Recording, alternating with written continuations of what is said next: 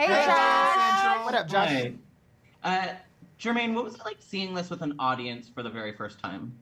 Oh, damn. We were in Toronto for the first time. We all watched it, and Yeah. it was loud as hell. We missed a lot of the jokes because it just wouldn't stop.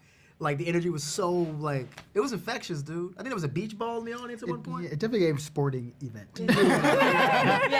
Yes. It was wild. Yeah. It was beautiful, dude. Yeah. Awesome. I was there, by the way. It was really fun. So, did you have the beach ball? Was that you?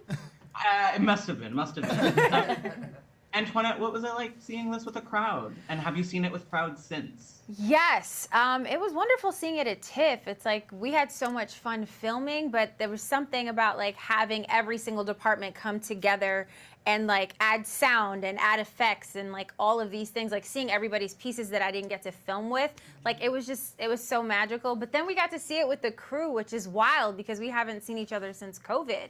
And we actually didn't even know what each other looked like because everybody had masks on. But it was nice because they, you know, we all made this together and it was a labor of love and it just ended up being so phenomenal. So. Dewayne, did this ensemble know each other or did any of them know each other before they were cast? Or were you guys kind of new to each other? I knew X. We were the only. Don't stop. Stop it, Jermaine. We did not know Jermaine. We did not. I knew. And we still don't know Jermaine.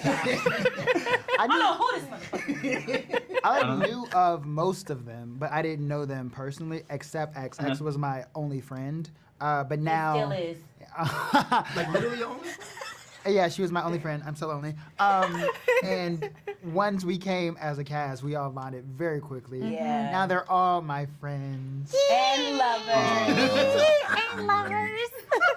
Yeah, we got a lot of notes on a quiet down, guy, which is I think a good problem to have on set because it could be like, hey, like each other. It could have been like you like each other. Hey, be funny together. Y'all should bond. Yeah. Act like you like each other. Most awkward thing. Now, We didn't have was that there problem. any, like, did you do any bonding ahead of time or did you just get to know each other as the movie was filming? We all did shrooms.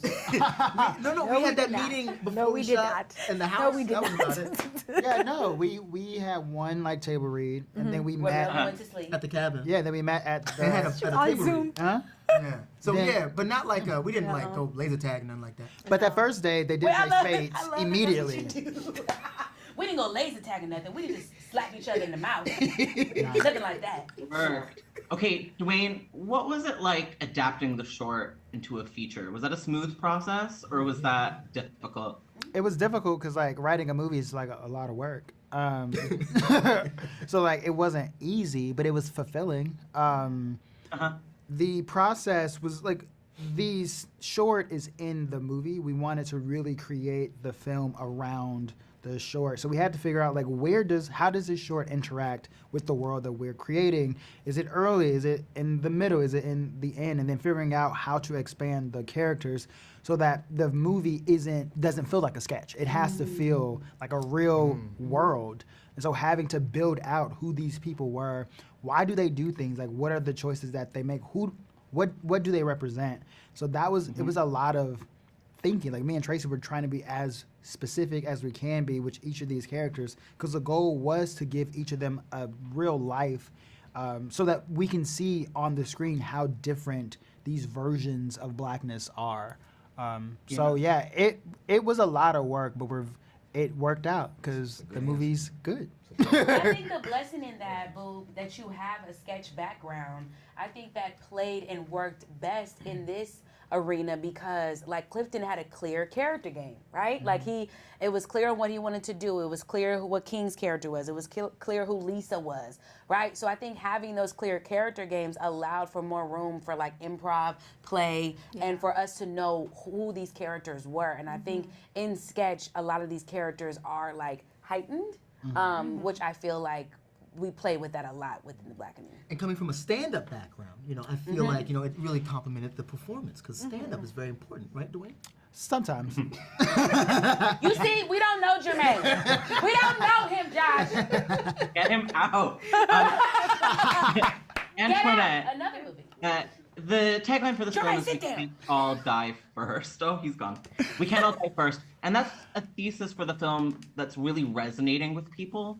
Why do you think people are like picking up on it and even just finding it so hilarious on the poster? I think this is a conversation we've been having within our community for a very long time. Like, we all know if there was a singular black person in any movie, they were going to die first. And so when everyone sees that poster, like, wait, hold up. If they're all black, who is going to die first? And I think what's interesting is, like, what's beautiful about how wonderfully written this script is like the humor kind of disarms people so that the scares kind of get them. And it's so interesting having all of these amazingly talented people to play off of. It all just worked so well. Like I remember vividly, like the moment when LL Cool J survived Deep Blue Sea. It was such a big ass moment because we were expecting him to not make it throughout the movie because Sam Jackson got his ass eaten. It was terrible. Like, I was just so happy he survived. We thought that Baby Shark was gonna get him. Also, the phrase "we cannot die first," it's a tagline, but it's also a threat. Like, you're like, you can't get us all at the same time. So like, what we finna do?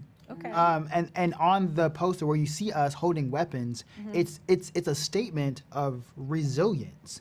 Being like, you think like even if one of us do die, the rest of us are coming, baby. Like, so love that. I think that's why it really resonates because it speaks to basically what Black people have experienced in life, in existence. Being like, we have to survive because you can't kill us all. Like, Oh, wow. Wow. That was so deep, Dwayne. Wow. I love that. I thought it was a good answer too. I love that. It was beautiful. Jermaine, were you always familiar with the trope of the POC dying first in horror growing up? Is that something that was kind of just always present? Yeah, man, it was annoying. It was getting old. It wasn't like Very old. it was at a point where like I couldn't watch horror movies and enjoy them because it was just. So that's why doing this was so fresh. I think that's why people are so like connecting to the material of the film because they want something new, and this movie definitely is giving something new. Daniel Kaluuya survived, right? and what? Get Out. Get out. Yeah. Okay. Yes. So those are the only two. The original cut. well, The original LL cut. Cool He J, was gonna go to right? jail. Yeah, LL Cool J, Daniel Kaluuya. Busta Rhymes kills Michael Myers. Michael Myers. In canon. And So- Scream 3, I forgot the brother's name, but he Wow. survived that too. That. Okay. But it's cool. rare. No, we didn't. He did. Nope. He did survive. You know, Which there's one? not that many Black horror franchises. We have Candyman, we have Tales from the Hood. Do you think that this would work really well as a franchise? Oh my God, it is a franchise. It's not Yeah, even that's a what we're thing. speaking. Like, no, no. There's going to be There will be Blackening multiple. 4. Spin-offs. Yes. Wow. Spin-offs. Merchandise. Well, we're Yeah. we're looking at This is it a as universe, baby. a multiverse because that's given we all survive. We could have sequels and trilogies. 100%. but- And given if we all survive, I would love a installation type experience at Universal Studios. Yes. Yeah, it'll be like Fast and Furious of horror movies because it's all about family. 100%. And we're going to do like Fast and Furious. They went Tokyo. We could do We can do Blackening in Tokyo. Yeah, then Blackening Or Bali. in space. X, you've done this film and you also did Swarm in the same year. Are we going to see more genre from you? Yes, there's something I can't talk about, but there is something I can't talk about, which is Please Don't Destroy. I play a park ranger who does not fuck with animals. And it's executive produced by Judd Apatow, written by the amazing Ben, John, and Martin from Please Don't Destroy. And that's coming out November 17th on Peacock. Yes. Amazing. Glad, but also cut that out. We're not promoting other movies. That's right!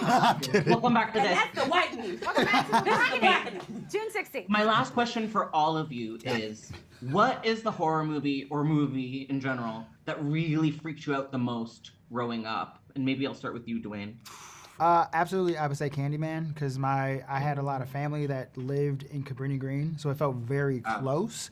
And the first time I ever watched Candyman, my family's we were watching it and our power went out, and my father was like standing in a doorway, and I just saw his silhouette, and I was like, "Oh, this is the end for us. We finna die," and that was very traumatizing as a kid. But it was just my daddy. And how about you? I'm sorry. Two movies. I'm from Maryland, so like I live near the woods. So Friday the 13th scared the hell out of me. I hated the woods.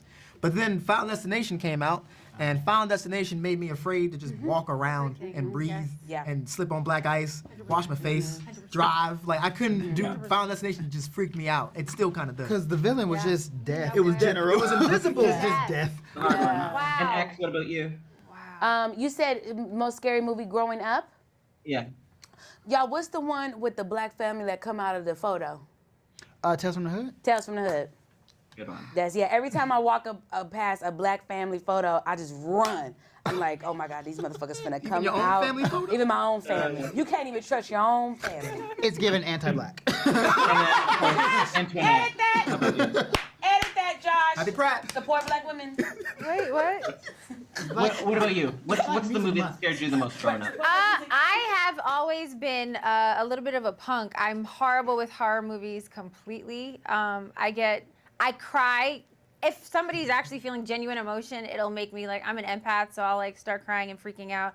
But I have to say, Candyman was something because it's like it's the turning Don't off say the it too light many and the times. somebody like whispering it at camp just like freaked me out. Like Yeah. I caught a glimpse of it and I was done. I gave it up. It's a good one. All right. Well, congrats, guys. This movie's great. Thank you so I much. think you, it's Josh. Thank you. Thanks, Great guys. by the way. You're amazing.